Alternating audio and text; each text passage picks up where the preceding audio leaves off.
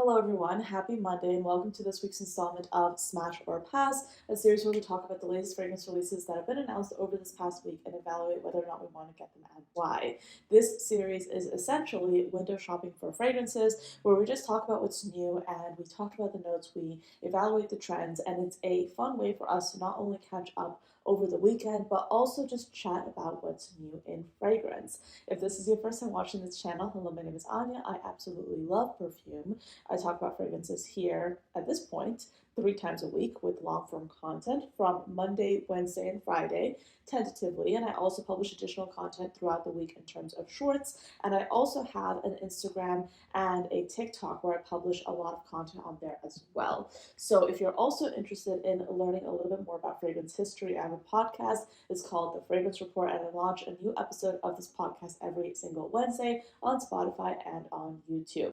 In addition to that, if you're trying to be a little bit more mindful when it comes to your fragrance consumption, when it comes to your spending, I would suggest you consider downloading my fragrance collection log and expense tracker. It's available in my Stan store. The last video I posted was on Tuesday, and in that video I was getting ready with you guys, and I was quite transparent with some things that have been taking place with me over the last little bit, and I was a lot more vulnerable than I've been on this channel before. And I just want to say thank you so much to everyone who left a comment. If you liked the video, if you watched even part of the video, thank you so much, because I was a little bit nervous posting that video, not gonna lie, because I don't like being melodramatic. Like, I don't want to be that melodramatic creator that's like, oh, I have these issues, so let me just talk about them, or I am feeling like this, so let me just like do an entire video on it. But I think I just need to learn how to really, at the end of the day, be nicer to myself and be a little bit more forgiving to myself in terms of how I run this channel, in terms of my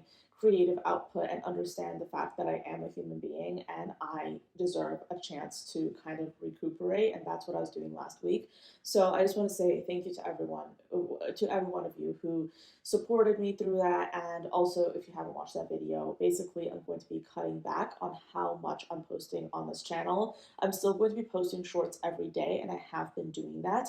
But in terms of the long form content, what you come to expect on this channel for now, tentatively, is I'll be publishing these Monday videos, then something on Wednesday, then something on Friday. That might shift, but generally you'll be seeing at least 3 pieces of long form content on this channel. And if you want to see more content, you definitely will be seeing that through shorts and also through content on my TikTok and Instagram. But that's just me trying to really focus on the quality and the community that I'm trying to build here with you guys. I honestly had like a little bit of like a fun time filming that Get Ready With Me with you guys. It was obviously like a little bit of like a harder topic or set of topics to talk about, but I would love to do like more just chatty videos where I do my makeup in front of you guys and we just talk. So if you want to see that, if that resonated with you, if that is something that you would like to enjoy seeing moving forward, let me know, and I'd happily do like a few Get Ready With Me's, like mix in with my other content as well. So yeah, I'd love to do that. Let me know what you think. With that being said, I have so much to cover in this video, so let's get into it. Not gonna lie, I'm not ready for this cold weather darkness. It's not making me feel excited, fun, or fresh, because I literally have you um, next to a lamp, okay? This is my living room lamp that we're using for lighting. And I also have my selfie light attached to a candle. And then I have you guys, the camera, on top of another candle. Why? Because candles are conveniently round and they're like sturdy and they're easy to put things on top of. Moving on to the first thing that we're going to be talking about, which is kind of like a re-release, but honestly, this has been making so much like fragrance news that I felt like I should talk about this. This is Kayali's Musk 12 fragrance. So essentially, what this is that this is a re-release of a fragrance that was previously discontinued by Kayali a few years ago. So Kayali originally had like a certain approach when it came to releasing their fragrances. They ran they're essentially a fragrance brand that was built from the ground up, and I think Mona has alluded to the fact that some of the ways in which she marketed her fragrances wouldn't be done like now. Like, so I think that she kind of alluded to the fact that she would have marketed some fragrances differently to make them sell more. So This is an example of that because Musk 12 was one of the fragrances that kind of got swept under the rug for a really long time. But then I think Musk started to really gain some traction, and people started to look at this fragrance as something that was really quite beautiful. So this fragrance has top notes of freesia and lotus, a mid of musk and jasmine, and then a base of vanilla and sandalwood. So when we think about this fragrance, even though it has Musk 12 in the name, that like is the name of this fragrance, and you might think that that is what the fragrance is focused on. In reality, this fragrance is so much more than that. It's essentially a vanilla sandalwood with florals, and yes, it has musk. I personally have never smelled this fragrance, but I'm quite excited to get my nose on this.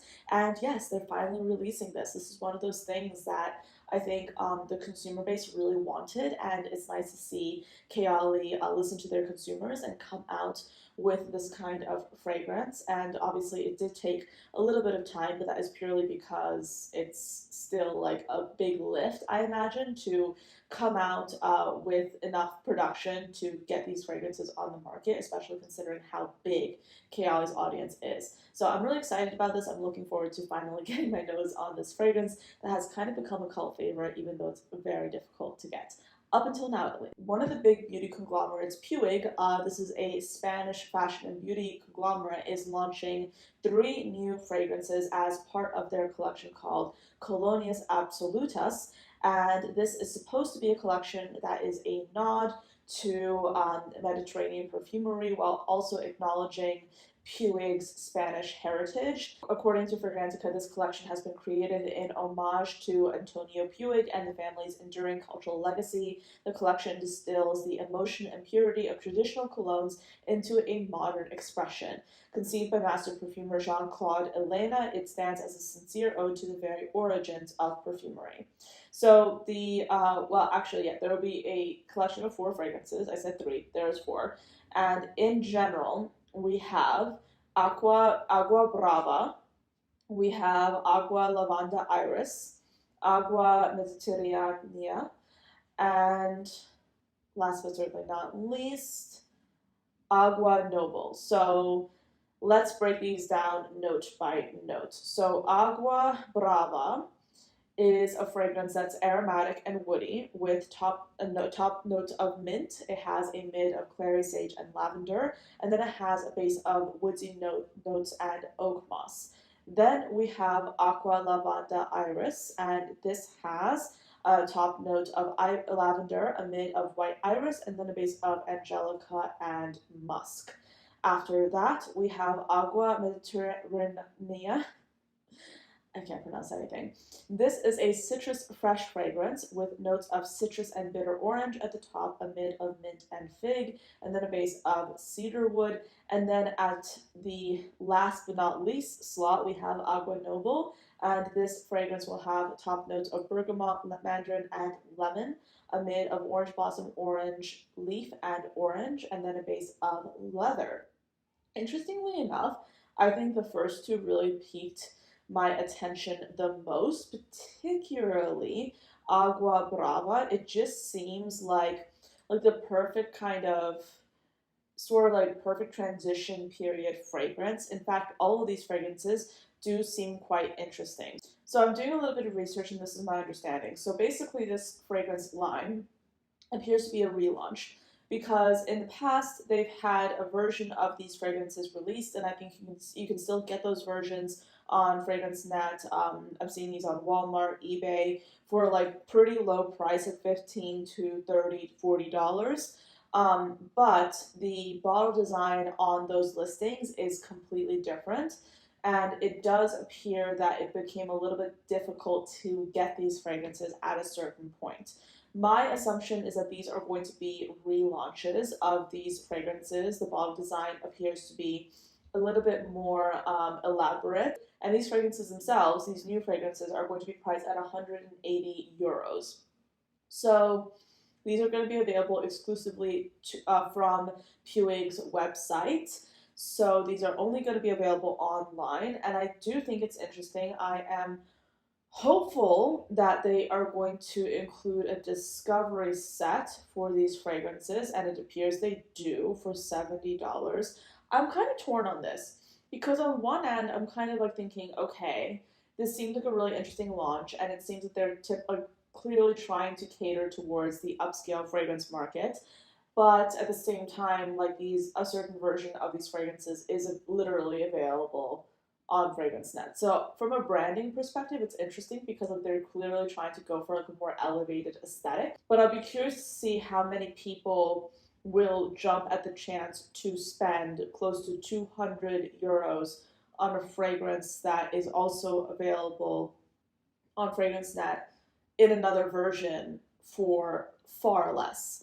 So I'm curious to see where they'll go on that. My theory when it comes to fragrances at this point is the reason why we're seeing fragrances climb higher and higher in price is in large part not just because of like what's going on in terms of like tariffs, in terms of like cost of goods, but also because people are simply willing to pay that money. So when you have brands price their fragrances at a certain amount, it is in large part because people are willing to pay that. So I think this is an example of that. I'll be curious to see how well this does. I'll be curious to see if we see this fragrance line or this fragrance collection circulate. Let me know what you think. We then have a new brand, a lot of new things being introduced, particularly from the brand's perspective. This is a new brand that was launched at Petit Fragranze 2025, which was the convention that took place in Florence a few weeks ago. And basically, this is a new brand called L'Art Vivien. So L'Art Vivien has two fragrances that we are going to be talking about today. So the first fragrance is called the Architect of Dreams, and this was launched in 2024. And then the second fragrance was launched in 2025, called the Architect of Sensuality. So the inspiration behind this brand is the idea of basically mimicking a garden in the midst of the French countryside, and the fragrances are supposed to reflect this. So I'm going to go over the notes of both of these since this is a relatively new brand. The first one, the Architect of Dreams, is the one that launched last year, has top notes of orange and grapefruit, a mid of jasmine, cotton notes, and spicy notes, and then a base of vanilla, musk, gaiac wood, benzoin, and opanax. And then the Architect of Sensuality, which launched just recently, has top notes of bergamot, a heart of honey and hibiscus, and then a base of vanilla, tonka bean, sandalwood, and amber. Both of these seem relatively interesting. I think the first one is probably the one that I would gravitate towards the most right now where I'm at in terms of what I want to add to my collection. And in terms of the pricing, they're available for in 100 milliliter bottles, priced at 239 euros each.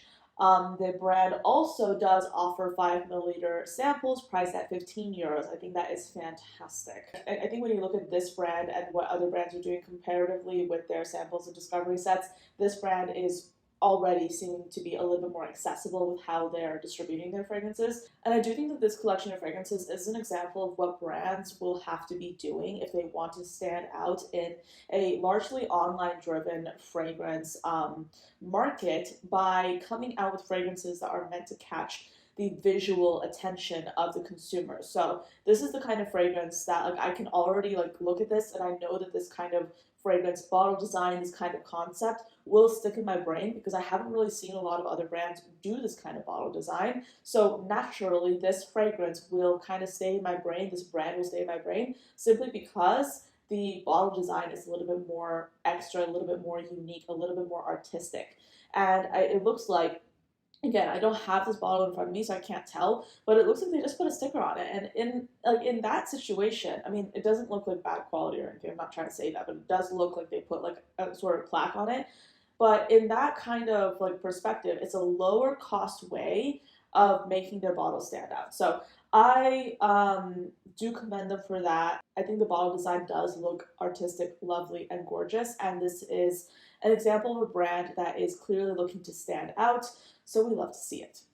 Another brand, it's more of a French classic, is Teo Cabanel. They're launching Bonsoir Teo and Bonsoir. I sound like such an American. Basically, we have top notes of rum, a mid of leather, iris, and cocoa, and then a base of cedarwood, amber, and musk. Teo Cabanel is one of the most beautiful and understated French fragrance brands. I adore Teo Cabanel. I want to get a bottle from them so badly.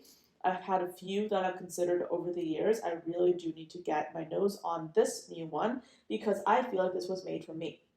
It's powdery, it has iris, it has leather. This is right up my alley. So this would absolutely be something I would love to check out. Moving right along to Phlur, we have Vanilla Blackberry. This is going to be a body mist with notes of blackberry, blackcurrant, and bitter orange at the top, amid a vanilla orchid, raspberry bloom, and freesia, and then a base of amberwood, ambrette, and musk. I don't always go for a body mist, but if I was looking for a berry body mist, I would strongly consider this one. This does seem to be rather lovely, but I can say that I'm just not looking for a body mist specifically, so this would be something that I would pass on. But it's a new launch from Phlur. If you already love their body mist, I think this is worth checking out. It's not often that we see blackberry listed as a note in designer fragrances, but I think we're starting to see more and more iterations of the blackberry note, which is wonderful to see. I personally love blackberry as a fragrance note, and I'm excited to see more of it. Then we have a collaboration between Vivamor and Redolessence. This fragrance is going to be called Main Character. Now, this fragrance is created under the creative direction of Steven, also known as Redolessence on social media, and the master perfumer for this fragrance is Christian Provenzano. So this fragrance will have a limited run of 2,000 initial bottles, and based off of the success of this fragrance, they're going to consider making a return for this fragrance. So this perfume has notes of pear blossom, Italian bergamot, pink peony, white peach, and raspberry at the top, amid a French orris, Egyptian jasmine, and cotton candy, and then a base of velvet musk, vanilla bean, sandalwood, and caramel. This fragrance is going to be priced at $75, which I think is an extremely fair price. Considering how this is a more upscale niche brand. Yes, it's tied to influencers. Navitus and Vivamor are still considered, in my mind, to be niche brands. So I think this pricing is absolutely fair. However, I will say that the whole fragrance itself is probably not going to be my style. Like, I'm not really interested in a cotton candy fragrance at the moment. That's not what I'm craving. So I'll probably pass, or I'll most likely pass on this.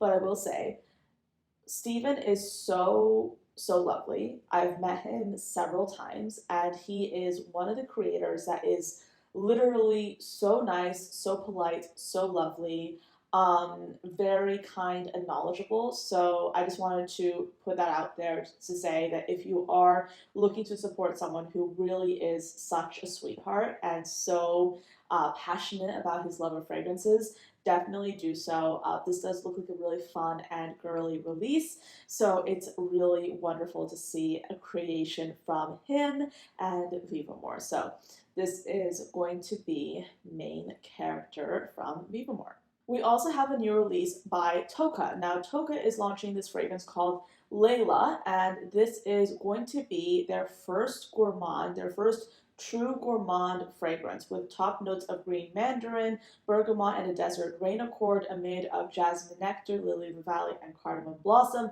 and then a base of toasted vanilla, white woods, and golden amber. Now, if you are a fan of vanilla, if you're a fan of Tocca, this is absolutely going to be a fragrance for you to check out. I think vanilla is never going away as a fragrance trend, and this is proof positive. They are clearly really focused on this trend as well. We've already seen a few vanilla trends or a few vanilla fragrances release already, so this is just like the latest one. But yeah, this will be a pass for me. I don't need another vanilla. But if you are looking for a vanilla fragrance, definitely consider getting this. I will be getting my nose on this. This is available at Sephora. It shouldn't be that difficult to do. Then we have a new fragrance by House of Seage. This is Whispers of Abundance. Now, this is going to be part of their existing Whispers in the Garden collection. So now the collection with this fragrance is totaling 12 fragrances. Now, this perfume has notes of bergamot, lychee, and pear, amid of rose, peony, and marine notes, and then a base of amber, musk, and incense. This fragrance is currently available on the House of Seage website, priced at $495, and the refill is available for $198. I think that this is a girly, cute, and sweet release. Do I necessarily need to have a House of Siage fragrance in my collection? No. And that is simply because I've smelled through the entire house. Well, not actually, no, I have not smelled through the entire House of Siage line. I've smelled through a great many of them, and particularly the Whispers collection. And for me personally, I cannot justify the price for the fragrances, and I can't necessarily stomach spending that much money on one of their fragrances because it just doesn't stand out to me in that way. I am fully aware that they run massive sales constantly, so this is probably going to be on sale at some point in time, but I don't really love that kind of business model where you have fragrances that are priced at like $500 with the expectation that you're gonna basically cut the price periodically to make a profit or to get people to buy the fragrance because they feel like they're getting a deal out of it. And that's not necessarily something that I love.